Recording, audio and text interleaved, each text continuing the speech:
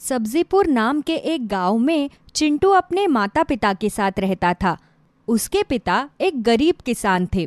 वो खेत की एक छोटी सी जमीन पर फसल उगाकर उसी से अपना घर चलाया करते थे।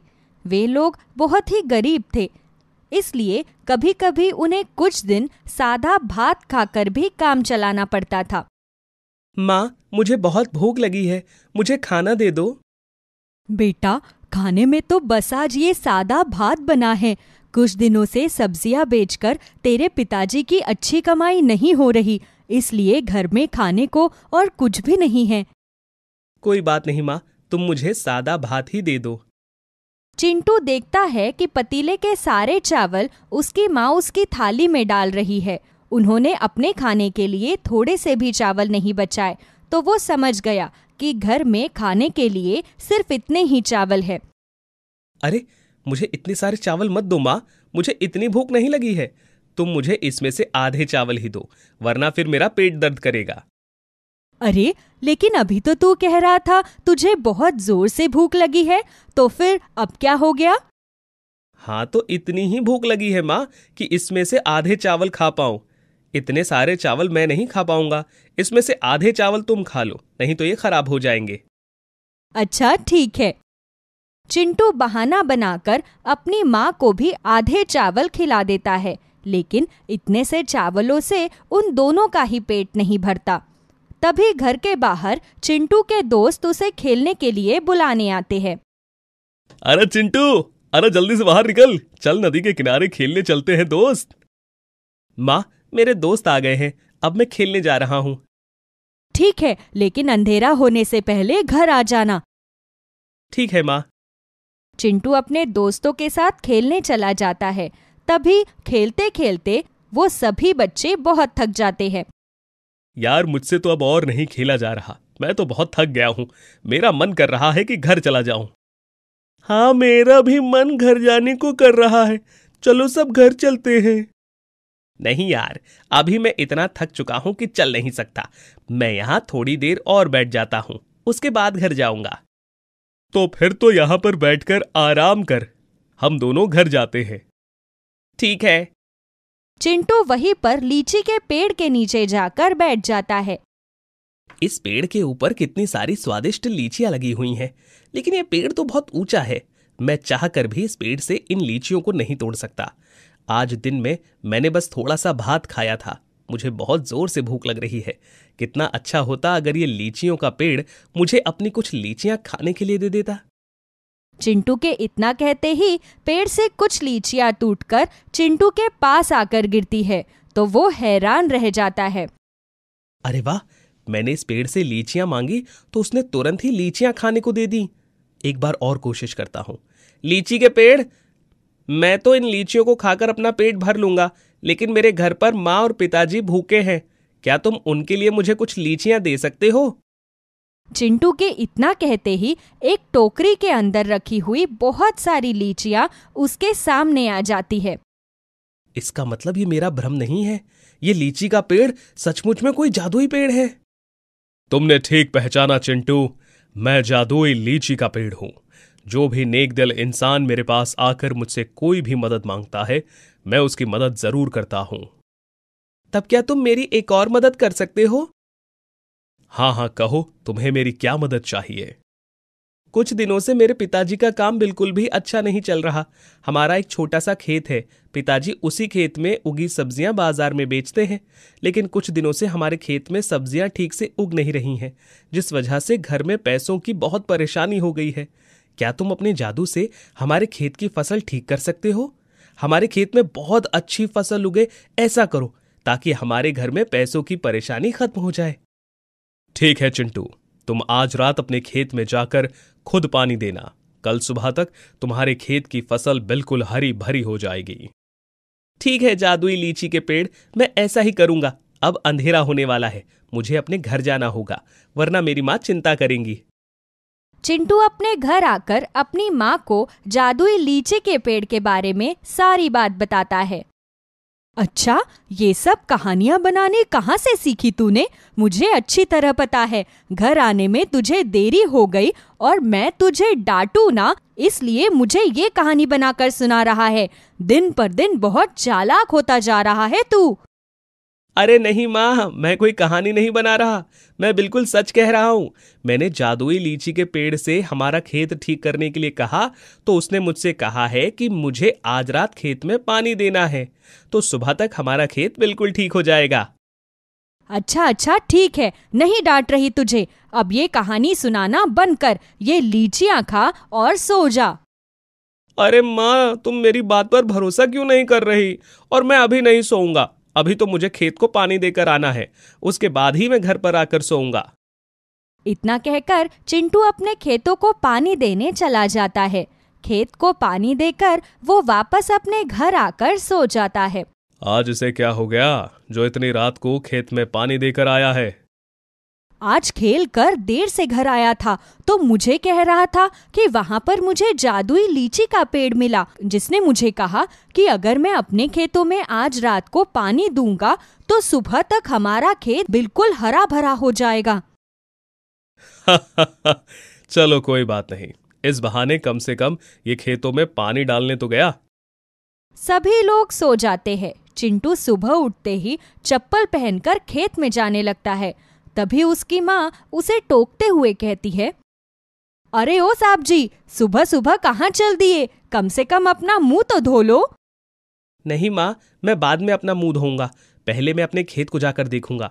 अब तक तो हमारा खेत बिल्कुल हरा भरा हो गया होगा। ये लड़का भी ना। चिंटू जल्दी से भागा भागा अपने खेत को जाकर देखता है, तो सचमुच उसका खेत ताजा सब्जियों से हरा भरा हुआ रहता है। वो अपने खेत को इस तरह देखकर बहुत खुश हो जाता है। वो दौड़ता हुआ जल्दी से अपने घर वापस आता है। माँ, पिताजी, जल्दी से खेत में चलिए, हमारा खेत ठीक हो गया, हमारे खेत में बहुत सारी सब्जियां उगी हैं। क्या ये तू हमसे कोई मजाक तो नहीं कर रहा ना चिंटू? नहीं पिताजी, अगर आपको मुझ पर यकीन नहीं है तो मेरे साथ चलकर देखिए। इस बार चिंटू के माता पिता उसकी बात मानकर उसके साथ खेत की ओर जाते हैं। जब वो अपने हरे भरे खेत को देखते हैं तो उन्हें भी अपनी आंखों पर यकीन नहीं होता। अनीता, हमारा खेत तो सचमुच बिल्कुल हरा भरा हो गया। हाँ जी, इसका मतलब कल रात को तू बिल्कुल सच कह रहा था। हाँ माँ। उस जादुई लीची के पेड़ ने तो कमाल कर दिया। मैं आज इन ताजा सब्जियों में से जादुई लीची के पेड़ के लिए अच्छी सी सब्जी बनाऊंगी। तो उसके लिए मेरे हाथ की बनी रोटी सब्जी लेकर जाना। कहना तुमने हमारी मदद की, इसलिए माँ ने तुम्हारे लिए रोटी सब्जी बनाकर भेजी है। ठीक है माँ, मैं ले जाऊंगा। चिंटू के पिताजी खेत में सब्जियां तोड़कर बाजार में सब्जियां बेचने चले जाते हैं और चिंटू की माँ जादुई लीची के पेड़ के लिए सब्जी और रोटी बनाकर तैयार करती है। चिंटू उन्हें लेकर जादुई लीची के पेड़ के पास जाता है।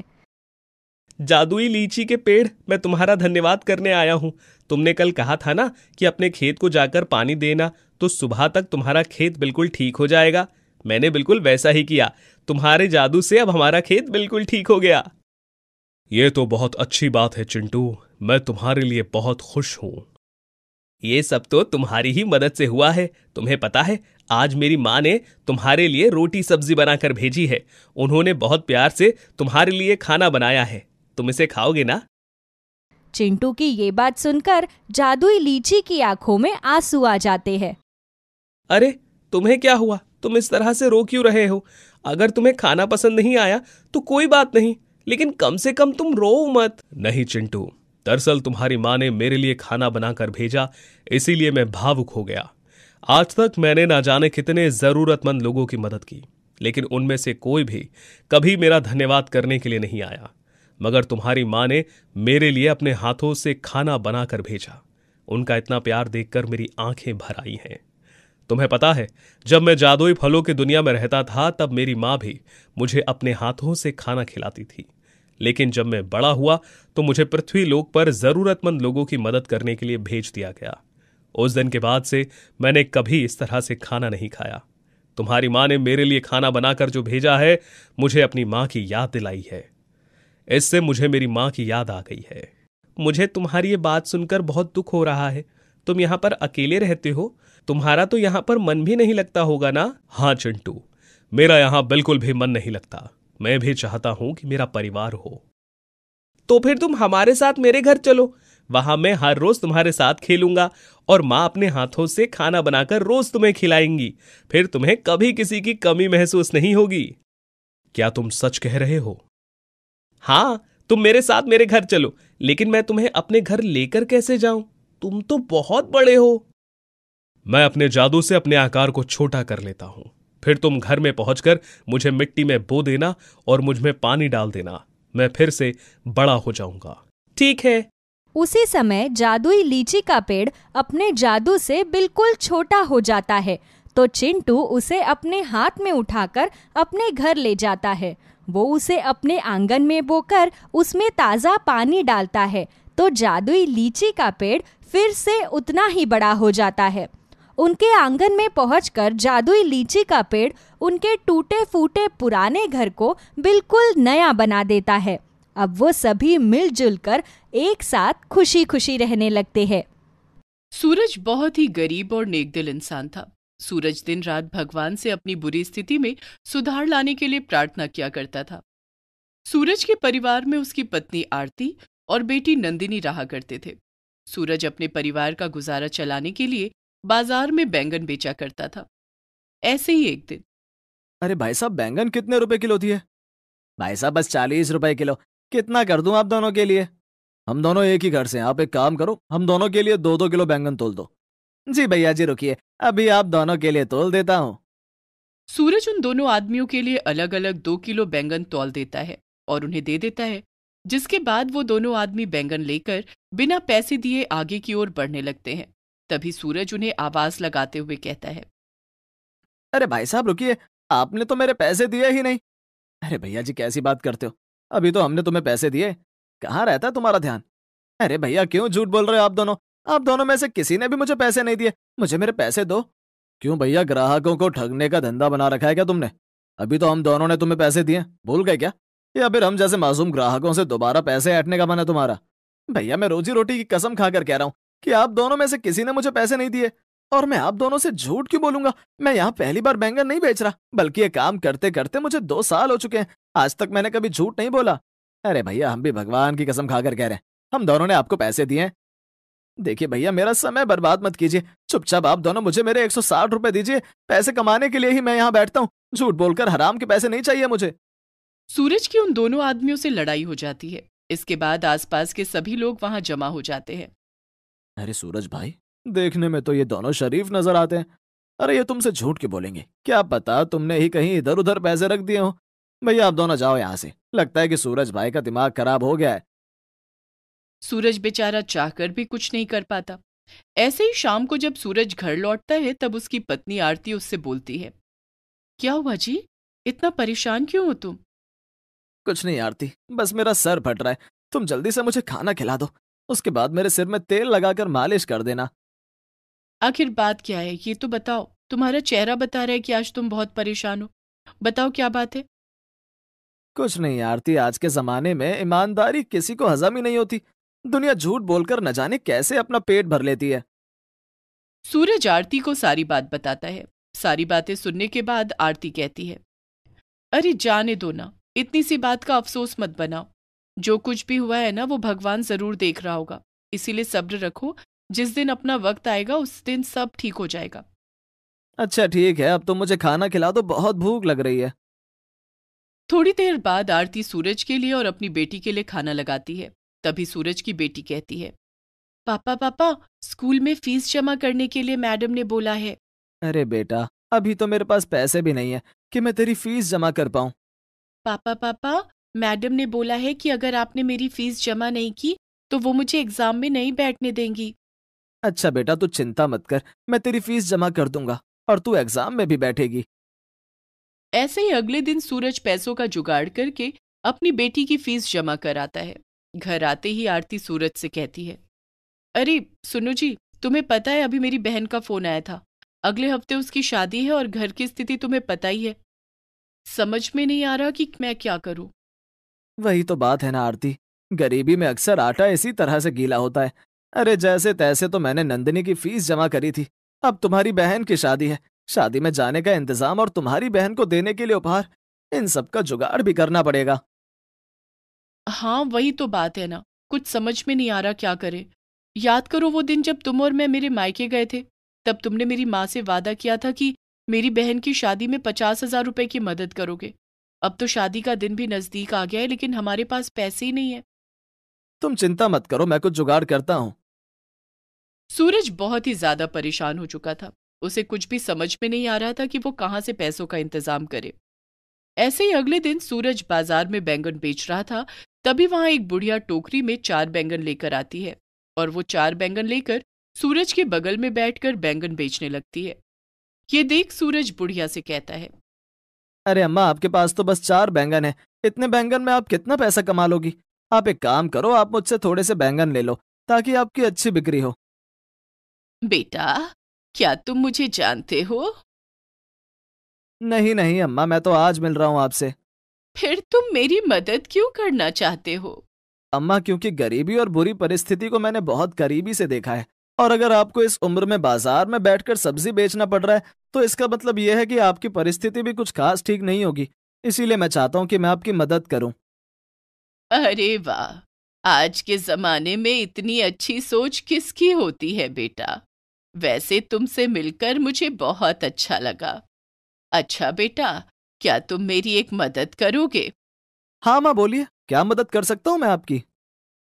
बेटा, शाम के 7 बज चुके हैं और इस वक्त मैं मंदिर में होती हूँ, क्योंकि आरती का वक्त हो चुका है।